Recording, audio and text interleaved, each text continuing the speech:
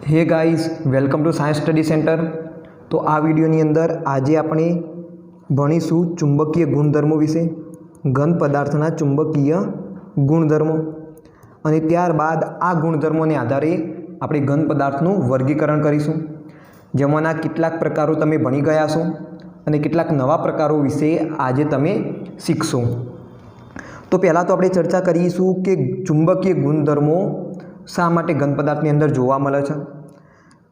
तो दरेक पदार्थ ने थोड़ा प्रमाण में पण चुंबकीय गुणधर्म होय छे अने ए चुंबकीय गुणधर्म इलेक्ट्रॉनना कारणे होय छे। कोना लीधे जोवा मळे छे? तो इलेक्ट्रॉनना लीधे। तो इलेक्ट्रॉन ए बे प्रकारनी गति धरावे छे। तमने ख्याल हशे, एक परमाणुना केंद्रनी आसपास कक्षीय गति अने बीजी पोतानी धरी पर ए धरी भ्रमण पण करतो हशे, एटले के भ्रमणीय गति। આવી બે પ્રકારની ગતિ ઇલેક્ટ્રોન ધરાવે છે। વધારામાં ઇલેક્ટ્રોન એ ચાર્જડ પાર્ટિકલ છે, એટલે કે ઇલેક્ટ્રોન વીજભારિત કણ છે। અને તમને ખ્યાલ હશે, કોઈ પણ વીજભારિત કણ જ્યારે ગતિ કરતો હોય, આ થઈ ગયું કેન્દ્ર, એને હું પ્લસ વડે દર્શાવી દઉં અને અહીંયા માની લો કે એક ઇલેક્ટ્રોન છે, તો આ પ્રકારે શું કરતો હશે? કક્ષાની આસપાસ ગતિ કરતો હશે, કક્ષીય ગતિ। અને બીજું आ मानी लीए इलेक्ट्रॉननी अक्ष, आ इलेक्ट्रॉन दोरी दीधो, आ इलेक्ट्रॉननी अक्ष, तो एनी आसपास धरी भ्रमण पर करतो होय। तो ज्यारे कोईपण वीजभारित कण आ रीतनी गति करतो होय तो ये चुंबकीय चापमात्रा उत्पन्न थशे, एनी एक चुंबकीय क्षेत्र उत्पन्न थशे। तो एना लीधे इलेक्ट्रॉन पर शुं जोवा मळशे?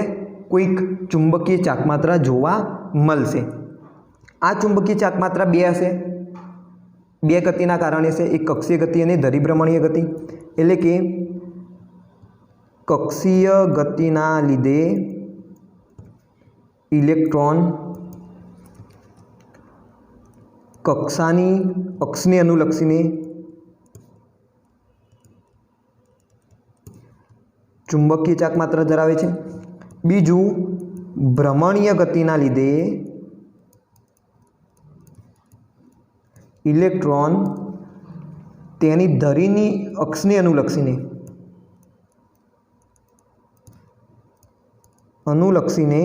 चुंबकीय चाकमात्रा धरावे छे। बराबर। तो आ बे प्रकारनी चुंबकीय चाकमात्रा इलेक्ट्रॉन में जोवा मळशे, बे गतिना लीधे। हवे दरेक इलेक्ट्रॉन आवी चुंबकीय चाकमात्रा कायमी होय, एटले आपणे आ इलेक्ट्रॉन ने नाना चुंबक तरीके गणी सकीए, नाना चुंबक तरीके गणी सकीए। हवे चुंबकीय चाकमात्रा ए सदिश राशि छे, एना दिशा हशे, माटे आपणे आ जे इलेक्ट्रॉननी चुंबकीय चाकमात्रा छे एना तीरथी दर्शावी सकीए, एक दिशा आपी सकीए, तीरथी दर्शावी सकीए। हवे जुओ, अहींया जे चुंबकीय चाकमात्रा जनरेट थशे ए बहु ओછી हशे, घणी ओછી मात्रा जोवा मळे छे। बराबर। अने आ चुंबकीय चाकमात्राने आपणे बोहर मैग्नेट्रॉन एकममां दर्शावीशुं, बोहर मैग्नेट्रॉन एकममां दर्शावीए छीए, कारण के एनुं मूल्य केवुं होय? बहु ज ओछुं होय। एनो एसआई एकम पण छे, एम्पियर मीटर स्क्वेर। तो बोहर मैग्नेट्रॉन और एम्पियर वच्चेनो संबंध पण तमने ख्याल होवो जोईए। तो ए थशे 9.27 × 10⁻²4 एम्पियर मीटर स्क्वेर। तो आ शुं थई गयो? बोहर मैग्नेट्रॉन अने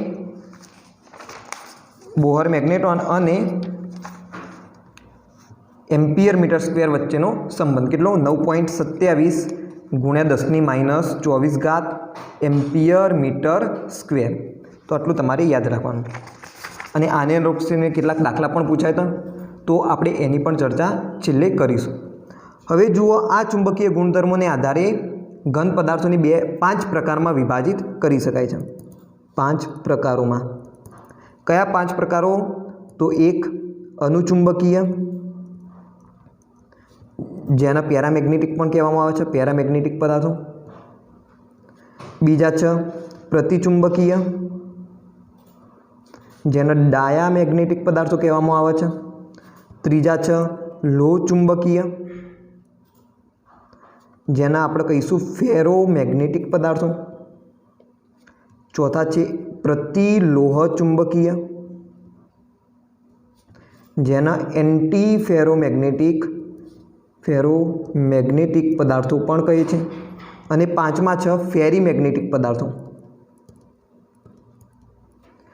તો આ પાંચ પ્રકારોમાં આપણે ચુંબકીય ગુણધર્મોને આધારે ઘન પદાર્થને વિભાજિત કરી શકીએ। આમાં તમારે આ જે બે નામ રહ્યા, લો ચુંબકીય એટલે કે ફેરોમેગ્નેટિક અને પ્રતિલો ચુંબકીય એટલે કે એન્ટી ફેરોમેગ્નેટિક, આ નામ તમારે યાદ રાખવાના। આ પેરામેગ્નેટિક અને ડાયામેગ્નેટિક યાદ નહીં રાખો તો ચાલશે, પરંતુ આ બે નામ તમારે યાદ જરૂર રાખવાના ઇંગ્લિશની અંદર। ચલો તો પહેલા પ્રકારના ઘન પદાર્થોની ચર્ચા કરીએ, અનુચુંબકીય પદાર્થો અથવા તો પેરામેગ્નેટિક ઘન પદાર્થો। તો અનુચુંબકીય પદાર્થો એ બાહ્ય ચુંબકીય ક્ષેત્રથી નિર્બળ રીતે આકર્ષાય છે। બાહ્ય ચુંબકીય ક્ષેત્રથી નિર્બળ રીતે આકર્ષાય છે અને તેઓ ચુંબકીય ક્ષેત્રમાં એક જ દિશામાં ચુંબકીય બનશે અને એક જ દિશામાં ચુંબકીય બને છે। એટલે કે ચુંબકીય ક્ષેત્રની દિશામાં એ ચુંબકીય બનશે, ચુંબકીય ક્ષેત્રની દિશામાં। હવે અનુચુંબકીય પદાર્થોની આ લાક્ષણિકતાને આપણે કહીએ છીએ અનુચુંબકત્વ। હવે આ અનુચુંબકત્વ કેમ જોવા મળે છે? તો એનું કારણ છે પદાર્થની અંદર રહેલા અયુગ્મિત ઇલેક્ટ્રોન। એક અથવા એકથી વધુ અયુગ્મિત ઇલેક્ટ્રોનના લીધે અનુચુંબકત્વ જોવા મળે છે। તો અહીંયા શું થશે, જ્યારે તમે અનુચુંબકીય ઘન પદાર્થ લેશો અને એને તમે જો ચુંબકીય ક્ષેત્રમાં મૂકો, માની લો કે આ ચુંબકીય ક્ષેત્ર અહીંયા એન થી એસ તરફ, ઓકે, તમને ખ્યાલ હશે ફિઝિક્સની અંદર પણ આવા ગુણધર્મો આવતા હશે। તો અહીંયા તમે ચુંબકીય ક્ષેત્ર લાગુ પાડશો, અહીંયા એન ધ્રુવ, અહીંયા એસ ધ્રુવ, તો શું થશે, આવા જે ઘન પદાર્થો હોય એ ચુંબકીય ક્ષેત્રની દિશામાં નિર્બળ રીતે આકર્ષણ અનુભવશે અને આ ગુણધર્મ કયો કહેવાય? અનુચુંબકત્વનો ગુણધર્મ કહેવાય। અને કોના લીધે હોય? તો એક અથવા એકથી વધારે અયુગ્મિત ઇલેક્ટ્રોનના લીધે આવો ગુણધર્મ જોવા મળે છે। હવે તમે જ્યારે આ ચુંબકીય ક્ષેત્ર દૂર કરી દો, જો ચુંબકીય ક્ષેત્ર દૂર કરી દઈએ ત્યારે આમનો જે ચુંબકત્વનો ગુણધર્મ હોય એ વિનાશ પામે છે, ત્યારે ચુંબકત્વ ગુમાવે છે। તો આવા પદાર્થો પરમિનન્ટ ચુંબક તરીકે વર્તશે નહીં, કારણ કે ચુંબકીય ક્ષેત્ર જ્યારે લાગુ પાડશો ત્યારે એ ચુંબકત્વનો ગુણધર્મ ધરાવશે। જ્યારે તમે ચુંબકીય ક્ષેત્ર દૂર કરશો તો એમનું ચુંબકત્વ દૂર થઈ જશે। આવા પદાર્થોના એક્ઝામ્પલો યાદ રાખવાના તમારે, એમાં આવશે Cu2+, Fe3+, એના પછી છે Cr3+, પછી O2, પછી TiO, યાદ રાખજો TiO, ઓકે। તો આવા જે આયનો છે એ કેવા હશે? અનુચુંબકીય પદાર્થો તરીકે વર્તશે। હવે આને અનુલક્ષીને કેટલાક દાખલાઓ પણ પૂછાય છે। કેવા પ્રકારના MCQ પૂછાય છે એની આપણે ચર્ચા કરીએ। તો અહીંયા જુઓ, દાખલો આ રીતે પૂછાય કે Cu2+માં ચુંબકીય ચાક માત્રાનું મૂલ્ય શોધો। ચુંબકીય ચાક માત્રાનું, અથવા તો ચલો એક એક્સ્ટ્રા એક્ઝામ્પલ લઈએ, બીજું એક્ઝામ્પલ લઈએ અલગ, તો Mn2+માં ચુંબકીય ચાક માત્રાનું મૂલ્ય શોધો। તો આવા પ્રશ્નો, આવા MCQ પૂછાતા હોય છે।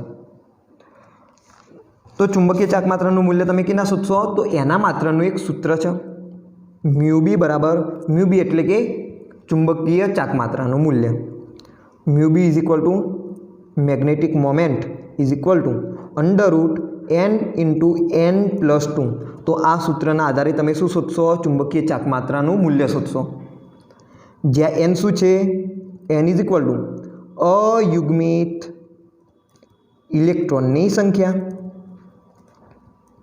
જે પણ ઘટક અહીંયા આપેલો હોય, જે પણ આયન હોય, પરમાણુ હોય, એની અંદર અયુગ્મિત ઇલેક્ટ્રોનની સંખ્યા n ઇઝ ઇક્વલ ટુ, તો આ સૂત્ર તમારે લાગુ પાડવાનું, magnetic moment is equal to √n into n plus 2. ચલો આપણે Mn2+ માટેની ગણતરી કરીએ. તો અહીંયા જુઓ, મેંગેનીઝ હોય તો મેંગેનીઝનો પરમાણુ ક્રમાંક કેટલો થાય? Z બરાબર 25 થશે. ઓકે, તો એની તમે જે ઇલેક્ટ્રોનની કન્ફિગ્યુરેશન છે એ લખી શકો. કેવી રીતે લખશો? આર્ગોન, પછી 4s2 અને 3d5. ઓકે, કારણ કે 25 ઇલેક્ટ્રોન, આર્ગોનના 18, 18 ને 2 20, 20 ને 5 25. અહીંયા કયો છે? Mnનો આયન છે, ધન આયન છે, Mn2+, એટલે કે 2 ઇલેક્ટ્રોન અહીંયાથી દૂર થયેલા છે. તો Mn2+ની ઇલેક્ટ્રોનિક કન્ફિગ્યુરેશન કઈ થશે? આ EC લખ્યું એટલે કે ઇલેક્ટ્રોનિક કન્ફિગ્યુરેશન, ઇલેક્ટ્રોનીય રચના. ઓકે, ઇલેક્ટ્રોનીય રચના કઈ થશે? આર્ગોન 2 ઇલેક્ટ્રોન દૂર થયા. તો તમને ખ્યાલ હોવો જોઈએ કે 2 ઇલેક્ટ્રોન ક્યાંથી દૂર થશે? તો 4s ઓર્બિટલમાંથી 2 ઇલેક્ટ્રોન દૂર થશે. તો તમારે આ વસ્તુ યાદ રાખવાની, જ્યારે તમે ઇલેક્ટ્રોન દૂર કરો તો ક્યાંથી દૂર કરશો? પહેલાં s ઓર્બિટલમાંથી દૂર કરશો, એના પછી 3d ઓર્બિટલમાંથી દૂર કરશો. તો Ar 3d5 અને 4s 0 થઈ જશે. હવે તમે જુઓ, જે સંયોજકતા કક્ષાઓ છે એની અંદર કેટલા અયુગ્મિત ઇલેક્ટ્રોન રહેલા છે. તો એના માટે તમે શું કરશો? બોક્સ રચના દર્શાવો આ રીતે. અહીંયા પહેલાં આપણે 3d ઓર્બિટલ લઈએ, અહીંયા આપણે 4s ઓર્બિટલ લઈ લઈએ. તો 4sમાં તો 0 જ છે ઇલેક્ટ્રોન, તો એને દર્શાવવાની જરૂર નથી. 3dમાં 5 કક્ષકો હોય. ઓકે, એમાં 5 ઇલેક્ટ્રોન આપણે ભરવાના. તો પહેલાં આપણે એક ઇલેક્ટ્રોન ભરીશું આ રીતે. કેવા? તો યુગ્મન થવું જોઈએ નહીં, હુન્ડના નિયમ પ્રમાણે. આ રીતે આપણે 5 ઇલેક્ટ્રોન ભરીશું. હવે જો નવું ઇલેક્ટ્રોન ભરાય ત્યારે શું થશે? યુગ્મન થશે. ત્યાં સુધી યુગ્મન થશે નહીં, કે તો તમને ખ્યાલ હોવો જોઈએ. તો 5 ઇલેક્ટ્રોન જુઓ ભરાઈ ગયા, 1 2 3 4 5. તો અહીંયા જુઓ, અયુગ્મિત ઇલેક્ટ્રોનની સંખ્યા કેટલી છે? 5. તો n બરાબર તમે 5 મૂકશો. તો સૂત્રમાં મૂલ્ય મૂકી દો, μb is equal to √ n ની જગ્યાએ 5, 5 + 2. તો √5 અને 7 ને 5, સોરી 5 ને 2 7, 7 × 5 = 35. તો √35 તમારો જવાબ આવશે. તો આની કેલ્ક્યુલેશન તમે કરી દેજો. તો આટલી બોહર મેગ્નેટ્રોન એકમની અંદર ચુંબકીય ચાકમાત્રા Mn2+ આયનની હશે. તો આનો લગભગ જવાબ 5.92 સમથિંગ આવતો હશે. મે બી આની આસપાસનો હોઈ શકે છે, તો તમે ચેક કરી લેજો. નેક્સ્ટ આ રીતે આપણે એક દાખલો ગણીએ. માની લો કે Fe3+ છે, Fe3+ આયન છે. તો આના માટે તમે કે ના ગણશો? તો Feનો પહેલાં શું લખશો? પરમાણુ ક્રમાંક Z બરાબર 26. ઓકે, સ્કેટિવેક્રોમેયા. ઓકે, મેંગેનીઝના પછી તરત આવશે 26. એના પછી એની ઇલેક્ટ્રોનિક કન્ફિગ્યુરેશન લખશો, આર્ગોન 4s2 અને 3d6. ઓકે, હવે અહીંયા Fe3+ આયન છે, એનો મતલબ કે 3 ઇલેક્ટ્રોન દૂર થયેલા છે. તો Fe3+ની ઇલેક્ટ્રોનની રચના કેવી થશે? આમાંથી 3 ઇલેક્ટ્રોન દૂર કરી દો. તો આર્ગોન 3d અને અહીંયા 4sમાંથી 2 ઇલેક્ટ્રોન જાય એટલે 0. હજુ એક ઇલેક્ટ્રોન દૂર કરવાનો, તો ક્યાંથી કરશો? અહીંયાથી કરશો એટલે 3d5 થઈ જશે. ઓકે, અહીંયા 6 ઇલેક્ટ્રોન હતા, એમાંથી 1 દૂર કરો એટલે 5. અહીંયા 2માંથી 2 દૂર થાય. તો જો 3 ઇલેક્ટ્રોન તમે દૂર કર્યા તો તમને ઇલેક્ટ્રોનિક રચના આવી મળશે. આના તમે બોક્સ રચનામાં દર્શાવી દો આ રીતે 3Dમાં. 1 મિનિટ. આ રીતે બોક્સ રચનામાં દર્શાવી દો.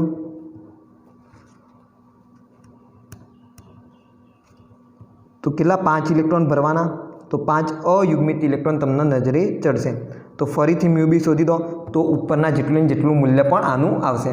તો આવા ઘણા બધા આયનો માટે તમે પ્રેક્ટિસ કરી શકો. દાખલા તરીકે હોમવર્કમાં તમે લખજો Ni2+, એના પછી Cr3+ માટે લખો, એના પછી Cu2+ માટે તમે પ્રેક્ટિસ કરજો હોમવર્કની અંદર. ખ્યાલ આવી ગયો? તો આ તો વાત થઈ અનુચુંબકીય પદાર્થોની, એટલે કે પેરામેગ્નેટિક પદાર્થો. હવે આપણે નેક્સ્ટ ચર્ચા કરીએ બીજા પ્રકારના પદાર્થો.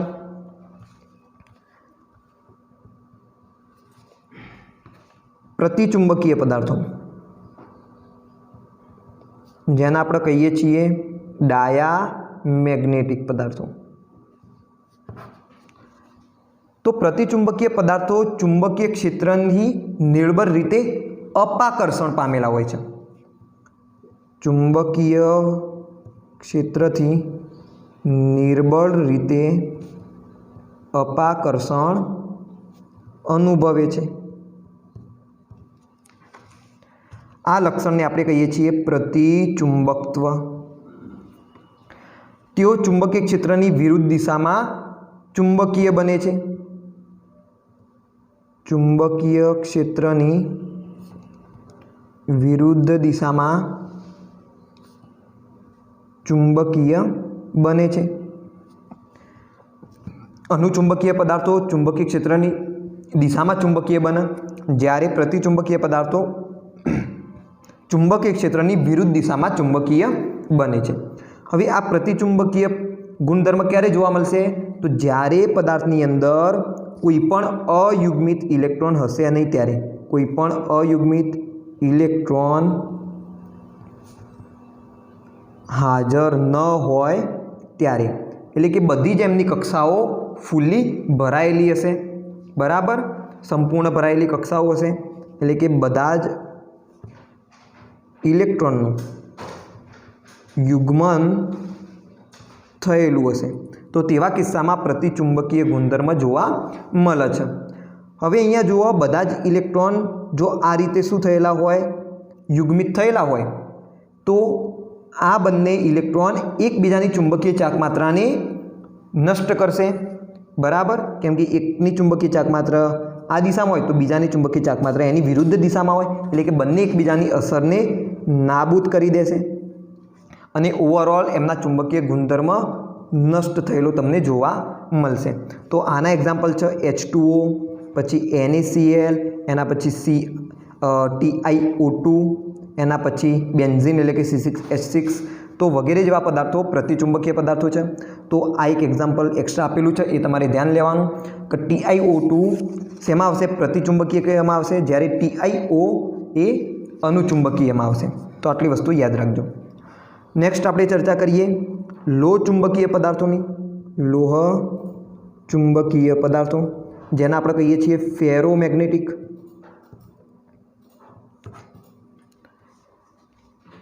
તો કેટલાક પદાર્થો એવા હોય કે જે ચુંબકીય ક્ષેત્રની ગેરહાજરીમાં પણ કાયમી ચુંબકત્વ તરીકે વર્તે છે, કાયમી ચુંબક તરીકે વર્તે છે. આવા પદાર્થોને આપણે લોહ ચુંબક પદાર્થો કહીએ છીએ. કેટલાક પદાર્થો ચુંબકીય ક્ષેત્રની ગેરહાજરીમાં પણ કાયમી ચુંબકત્વ ધરાવે છે, ચુંબકત્વ ધરાવે છે. તેમને લોહ ચુંબકીય પદાર્થો કહે છે. અને જ્યારે આવા પદાર્થો પર ચુંબકીય ક્ષેત્ર લાગુ પાડવામાં આવે ત્યારે તે પ્રબળ રીતે ચુંબકીય ક્ષેત્રમાં આકર્ષિત થાય છે. કેવું? પ્રબળ આકર્ષણ અનુભવશે. અનુચુંબકીય પદાર્થો નિર્બળ આકર્ષણ અનુભવતા હતા, લોહ ચુંબક પદાર્થો પ્રબળ આકર્ષણ અનુભવશે. ખ્યાલ આવી ગયો? તો દાખલા તરીકે Fe લઈ લો, પછી નિકલ, કોબાલ્ટ, ગેડોલિનિયમ એટલે કે Gd, એના પછી CrO2. તો આવા વગેરે જેવા પદાર્થો એ લોહ ચુંબકીય ગુણધર્મ ધરાવે છે. આ આમનો જે ગુણધર્મ છે એને આપણે કહીશું લોહ ચુંબકત્વ. લોહ ચુંબકત્વ એટલે કે ફેરોમેગ્નેટિઝમ. આવા પદાર્થોને જ્યારે ચુંબકીય ક્ષેત્રમાં મૂકવામાં આવે તો એ પ્રબળ આકર્ષણ અનુભવશે. હવે સમજીએ કે આ લોહ ચુંબકત્વ કેવી રીતે જોવા મળે છે. તો ઘન અવસ્થામાં જ્યારે આ ઘન સ્થિતિમાં હોય તો એની અંદર લોહ ચુંબકીય પદાર્થોના ધાતુ આયનો એક નાના વિસ્તારમાં ભેગા થાય છે. એ વિસ્તારને આપણે કહીએ છીએ પ્રભાવ ક્ષેત્ર એટલે કે ડોમેન, બરાબર. અને આ ડોમેન શું વર્તશે? આ નાના ચુંબક તરીકે વર્તશે. તો આવા પદાર્થોમાં લોહ ચુંબકીય પદાર્થોના ધન આયનો એટલે કે ધાતુ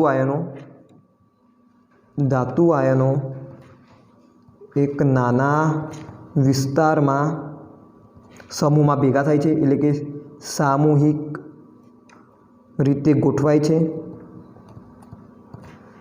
જેને ડોમેન કહે છે, પ્રભાવ ક્ષેત્ર, અને તે નાના ચુંબક તરીકે વર્તે છે.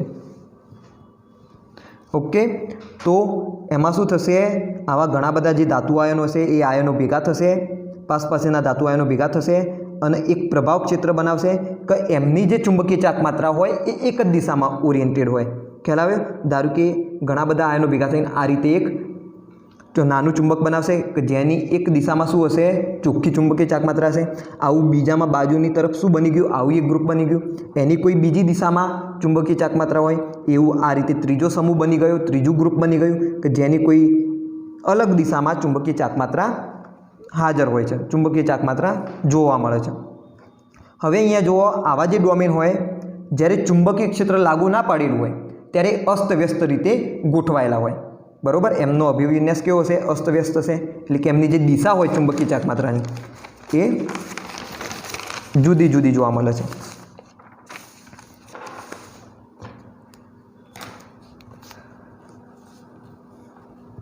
જ્યારે ચુંબકીય ક્ષેત્ર લાગુ ના પાડેલ હોય ત્યારે આવા લોહ ચુંબકીય પદાર્થોના ડોમેન અસ્તવ્યસ્ત રીતે ગોઠવાયેલા હોય છે. દાખલા તરીકે તમે લોખંડનું ઉદાહરણ લઈ શકો. તમે લોખંડનો જો નાનો ટુકડો લો તો એ લોખંડના નાના ટુકડામાં કંઈક આ રીતની રચના તમને જોવા મળશે. માની લો કે આ એક ડોમેન છે, એની ચુંબકીય ચાક માત્રા આ દિશામાં છે, બાજુમાં બીજો સમૂહ હશે એ રીતે, એની ચુંબકીય ચાક માત્રા આ રીતે છે, આ રીતે ત્રીજો સમૂહ હોય, એના પછી આ રીતે ચોથો સમૂહ, આ રીતે તમને વિવિધ ગોઠવણીઓ જોવા મળશે. બરાબર, એમનો અભિવિન્યાસ કેવો હશે, અસ્તવ્યસ્ત રીતે ગોઠવાયેલો હશે. તો અહીંયા શું થાય, જ્યારે અસ્તવ્યસ્ત રીતે ગોઠવાયેલા હોય એટલે એમની ચોખ્ખી ચુંબકીય ચાક માત્રા કેવી હોય, શૂન્ય હોય. ચોખ્ખી ચુંબકીય ચાક માત્રા શૂન્ય, એટલે કે એકબીજાની ચુંબકીય ચાક માત્રાને નષ્ટ કરી દે છે. એટલે અત્યારે હાલ એ ચુંબક તરીકે વર્તશે નહીં, પરંતુ જ્યારે ચુંબકીય ક્ષેત્ર લાગુ પાડવામાં આવે ત્યારે આ જે અસ્તવ્યસ્ત રીતે ગોઠવાયેલા ડોમેન છે એ એક જ દિશામાં અભિવિન્યાસિત થશે, એટલે કે એમની ગોઠવણી કંઈક આ રીતે જોવા મળશે. જ્યારે ચુંબકીય ક્ષેત્ર લાગુ પાડવામાં આવે તો આવા જે ડોમેન હોય એ એક દિશામાં ગોઠવાય છે. ચુંબકીય ક્ષેત્ર લાગુ પાડેલ નથી ત્યારે આ રીતની ગોઠવણી હશે, અને ચુંબકીય ક્ષેત્ર લાગુ પાડવામાં આવે ત્યારે એ એક જ દિશામાં શું થશે, અભિવિન્યાસ પામે છે. બરાબર, હવે શું થાય, જ્યારે ચુંબકીય ક્ષેત્ર દૂર કરવામાં આવે તો પણ તેમની આવી ગોઠવણી જોવા મળે છે, એટલે કે આવા પદાર્થો એક કાયમી ચુંબક બનશે. ડિપેન્ડ કે કેવા પ્રકારનું ચુંબકીય ક્ષેત્ર લાગુ પાડવામાં આવ્યું. તમે લાંબા સમય માટે પ્રબળ ચુંબકીય ક્ષેત્ર લાગુ પાડો તો આવા પદાર્થો શું બની જાય, ચુંબક બની જાય. અને એનો તમને ખ્યાલ પણ હશે કે લોખંડની જો નાનો કોઈ પદાર્થ હોય, લોખંડનો નાનો ટુકડો હોય તો એને થોડા સમય માટે તમે ચુંબકની પાસે રાખો તો એ શું બનશે, થોડા સમય માટે આવા ગુણધર્મ જાળવી રાખશે ચુંબક તરીકેનો, પરંતુ ધીરે ધીરે ગુણધર્મ શું થશે, નષ્ટ થઈ જશે. કેટલાક પદાર્થો એવા પણ હોય પ્રબળ ક્ષેત્રની અસરથી પરમિનન્ટ ચુંબક પણ બની જતા હોય છે. આનું ઉદાહરણ છે, આના ઉદાહરણો આપણે જોયા નથી તો જો આના ઉદાહરણ છે CrO2. તો આ CrO2નો ઉપયોગ પણ થાય છે મેગ્નેટિક ટેપની અંદર. મેગ્નેટિક ટેપ તો તમને ખ્યાલ હશે, મેગ્નેટિક ટેપ ક્યાં આગળ વપરાય, તો જે ઓડિયો રેકોર્ડર હોય એની અંદર મેગ્નેટિક ટેપની જરૂર પડતી હોય છે. એ મેગ્નેટિક ટેપ શેમાંથી બનેલી હોય છે, તો CrO2માંથી બનેલી હોય છે. તો આ કયા પદાર્થો હતા, લો ચુંબકીય પદાર્થો હતા. તો લો ચુંબકીય પદાર્થો કેવા હશે, તો ચુંબકીય ક્ષેત્રથી પ્રબળ રીતે આકર્ષિત થયેલા હશે અને એ શું બનશે, જ્યારે ચુંબકીય ક્ષેત્ર દૂર કરવામાં આવે ત્યારે ચુંબક પણ બનતા હોય છે. અનુચુંબકીય પદાર્થો કેવા હતા, એ નિર્બળ રીતે આકર્ષિત હતા, જ્યારે પ્રતિચુંબકીય પદાર્થો એ કેવા હતા કે જે ચુંબકીય ક્ષેત્રથી વિરુદ્ધ દિશામાં શું બનશે, આકર્ષિત બનશે, એટલે કે અપાકર્ષણ અનુભવે છે ચુંબકીય ક્ષેત્રથી. આપણે ચોથા પદાર્થની વાત કરીએ, પ્રતિલોહ ચુંબકીય પદાર્થો. પ્રતિલોહ ચુંબકીય પદાર્થો જેને આપણે કહીએ છીએ એન્ટી ફેરોમેગ્નેટિક પદાર્થો. તો આવા પદાર્થોમાં જે ડોમેન રચના હોય એ લોહ ચુંબક પદાર્થો જેવી જ હોય. ડોમેન રચના લોહ ચુંબક પદાર્થ જેવી જ હોય છે, પરંતુ જ્યારે બાહ્ય ચુંબકીય ક્ષેત્ર લાગુ પાડવામાં આવે ત્યારે આ ડોમેન એકબીજાની વિરુદ્ધ દિશામાં અભિવિન્યાસિત થાય છે. એટલે શું થશે, એ એકબીજાની ચુંબકીય ચાકમાત્રાને નષ્ટ કરશે અને જે ઓવરઓલ મેગ્નેટિક મોમેન્ટ હોય એ શૂન્ય આવશે. જ્યારે ચુંબકીય ક્ષેત્ર લાગુ પાડવામાં આવે ત્યારે ડોમેન એકબીજાની વિરુદ્ધ દિશામાં અભિવિન્યાસ પામે છે અને એકબીજાની ચુંબકીય ચાકમાત્રાને નષ્ટ કરે છે. તો ચોખ્ખી ચુંબકીય ચાકમાત્રા કેવી થશે, શૂન્ય થશે. ચોખ્ખી ચુંબકીય ચાકમાત્રા શૂન્ય થાય છે. આનું એક એક્ઝામ્પલ છે મેંગેનીઝ ઓક્સાઇડ. તો MnO આ એક જ ઉદાહરણ છે, માટે આ તમારે યાદ રાખવાનું. તો આની અંદર તમને જ્યારે ચુંબકીય ક્ષેત્ર લાગુ પાડો તો કેવા પ્રકારની રચના જોવા મળશે. માની લો કે આ એક સ્ફટિક છે, ટુકડો છે, એની અંદર આ માની લો કે ડોમેન ગોઠવાયેલા છે. તો ડોમેનની રચના કંઈક આ રીતની ગોઠવાયેલી જોવા મળશે. ક્યારે, કે જ્યારે ચુંબકીય ક્ષેત્ર લાગુ પાડેલું હોય ત્યારે. જો ચુંબકીય ક્ષેત્ર લાગુ ના પાડેલું હોય તો અસ્તવ્યસ્ત રીતે ડોમેન ગોઠવાયેલા છે, પણ જ્યારે ચુંબકીય ક્ષેત્ર લાગુ પડે તો આવા ડોમેન એકબીજાની વિરુદ્ધ દિશામાં શું થશે, અભિવિન્યાસિત થશે. તો જેથી કરીને શું થાય, એકબીજાની ચુંબકીય ચાકમાત્રા નષ્ટ થશે. ઓવરઓલ જે ચોખ્ખી ચુંબકીય ચાકમાત્રા છે એ શૂન્ય થશે. તો આનું ઉદાહરણ યાદ રાખવાનું, મેંગેનીઝ ઓક્સાઇડ. તો અહીંયા ખાસ કરીને એક્ઝામ્પલ વધારે યાદ રાખવાના, કારણ કે એ MCQ એના આધારે MCQ પૂછાઈ શકે છે. પાંચમા પદાર્થની વાત કરીએ, ફેરી મેગ્નેટિક પદાર્થો. એન્ટી ફેરોમેગ્નેટિક આપણે જોઈ ગયા. હવે આપણે જોઈએ ફેરી મેગ્નેટિક પદાર્થો. અહીંયા અચ્છા જુઓ, અહીંયા આમનો જે ગુણધર્મ છે એ કયા નામે ઓળખાય, તો પ્રતિલોહ ચુંબકત્વ તરીકે ઓળખાય. અહીંયા પ્રતિલોહ ચુંબકત્વ તરીકે ઓળખાય છે. લોહ ચુંબકીય પદાર્થોનું ગુણધર્મ લોહ ચુંબકત્વ. એવી રીતે પ્રતિચુંબકીય પદાર્થોનું ગુણધર્મ કેવું કહેવાય, પ્રતિચુંબકત્વ તરીકે ઓળખાય. એવી રીતે ફેરી મેગ્નેટિક પદાર્થોની વાત કરીએ તો જ્યારે પદાર્થમાં અસમાન રીતે ડોમેન એક સરખી દિશામાં અથવા તો એકબીજાની વિરુદ્ધ દિશામાં ગોઠવાયેલા હોય તો ફેરી મેગ્નેટિક પદાર્થોમાં આ પ્રકારનો ગુણધર્મ જોવા મળે છે. જ્યારે પદાર્થમાં ડોમેન અસમાન રીતે એક સરખી દિશામાં અથવા એકબીજાની વિરુદ્ધ દિશામાં ગોઠવાયેલા હોય ત્યારે ફેરી મેગ્નેટિઝમ જોવા મળે છે. ત્યારે ફેરી મેગ્નેટિઝમનો ગુણ જોવા મળે છે.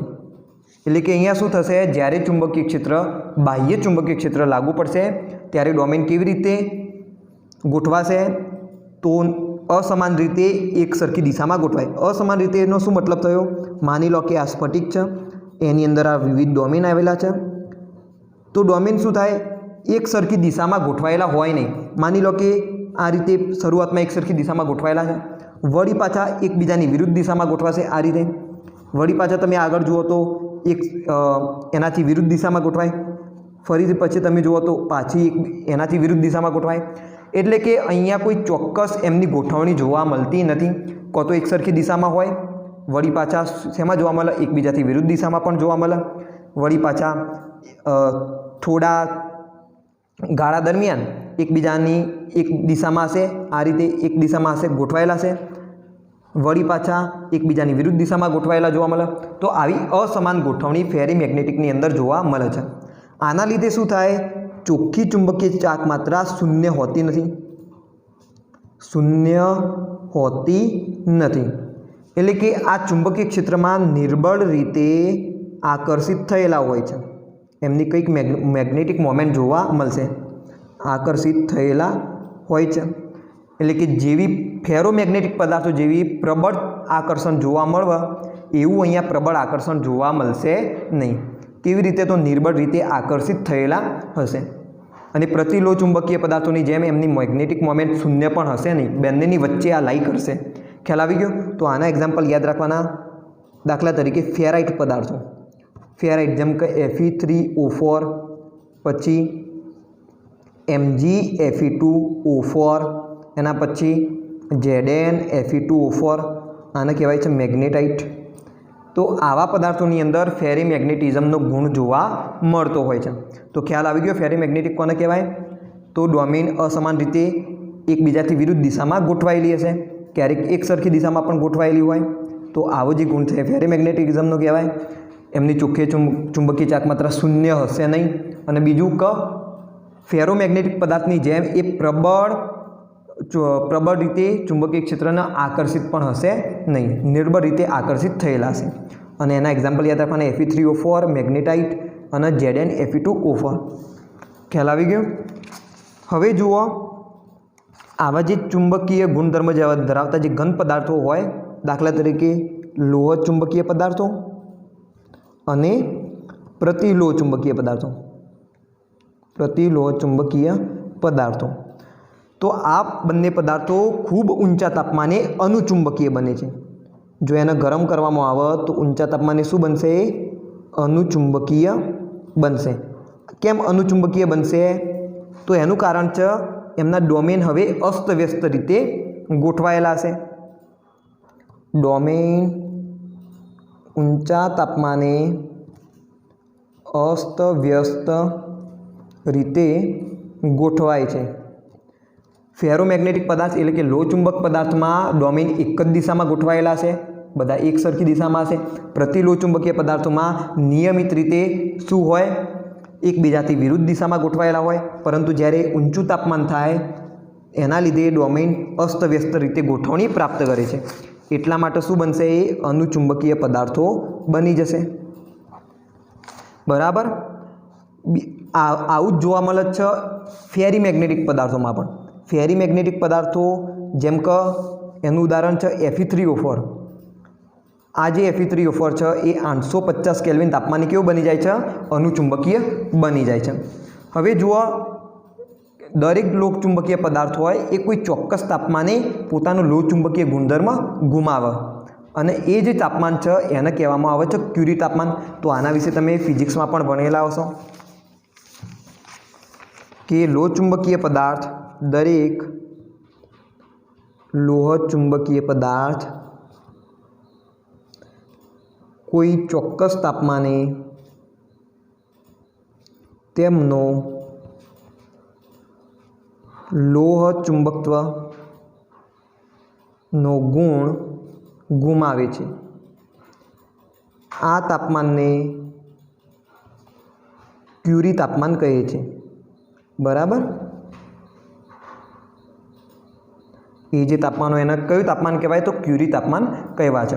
तो आ थई आजना लेक्चरनी वात के जेनी अंदर आपणे कोनी चर्चा करी? चुंबकीय गुणधर्मोनी चर्चा करी। चुंबकीय गुणधर्म कोना लीधे होय पहला ए समझ्या। तो इलेक्ट्रॉनना लीधे होय। इलेक्ट्रॉन बे प्रकारनी गति धरावे, एक तो एनी धरीनी आसपास धरी भ्रमण गति अने एना अनुलक्षीने केटलीक चुंबकीय चाक मात्रा होय। बीजी परमाणुना केंद्रनी आसपास कक्षामां कक्षीय गति धरावे अने ते ए कक्षीय अक्षने अनुलक्षीने केटलीक चुंबकीय चाक मात्रा हशे। અને આ બંને ચુંબકીય ચાક માત્રાની જે ચોખ્ખી ચુંબકીય ચાક માત્રા છે એના આપણે તીર વડે દર્શાવી શકીએ, બરાબર, કારણ કે આ કેવી રાશિ છે, સદિશ રાશિ છે એટલા માટે. અને આ જે ચુંબકીય ચાક માત્રા હોય એનું મૂલ્ય ઓછું હોય એટલા માટે આપણે એને નાના એકમથી દર્શાવીએ છીએ. કયો? તો બોહર મેગ્નેટોન એકમ. ઓકે, અને બોહર મેગ્નેટોન એકમ અને એમ્પિયર મીટર સ્ક્વેર વચ્ચેનો સંબંધ પણ તમને ખ્યાલ હોવો જોઈએ. 9.27 × 10⁻²4 એમ્પિયર મીટર સ્ક્વેર. હવે આ ચુંબકીય ગુણધર્મને આધારે આપણે ઘન પદાર્થોને 5 પ્રકારમાં વિભાજિત કરી શકીએ. કયા 5 પ્રકારો? અનુચુંબકીય, પ્રતિચુંબકીય, ફેરોમેગ્નેટિક, એન્ટીફેરોમેગ્નેટિક અને ફેરીમેગ્નેટિક. ઓકે, અને જે અયુગ્મિત ઇલેક્ટ્રોન હોય અનુચુંબકીય પદાર્થોની અંદર તો તેના લક્ષીને કેટલાક દાખલાઓ પણ MCQ પણ પૂછાતા હોય છે, જેની આપણે ચર્ચા આગળ કરી. અનુચુંબકીય ગુણધર્મોની અંદર અનુચુંબકીય પદાર્થોની અંદર કયો ઇક્વેશન તમે વાપરશો? μB = √n × n+2, કે જ્યાં n શું હોય? અયુગ્મિત ઇલેક્ટ્રોનની સંખ્યા હોય. ઓકે, તો આ વિડીયોની અંદર માત્ર આટલું જ.